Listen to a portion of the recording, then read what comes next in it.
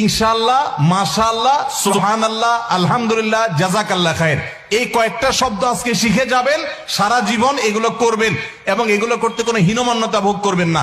আমি এগুলো কোনটা কোথায় পড়বেন সেটা আপনাদেরকে বলে দিচ্ছি। ভবিষ্যতে কিছু বললে বলবেন ইনশাআল্লাহ। অতীতে কোনো ভালো কিছু করতে পেরেছেন সেটা বলতে গিয়ে বলবেন আলহামদুলিল্লাহ।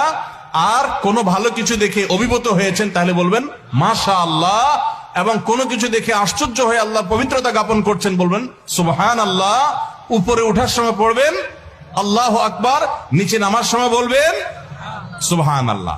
এই জন্য এখন থেকে উঠতে বসতে চলতে ফিরতে ইনশাআল্লাহ, সুবহানাল্লাহ, আলহামদুলিল্লাহ, মাশাআল্লাহ, উপরে উঠতে আল্লাহু আকবার, নিচে নামতে সুবহানাল্লাহ।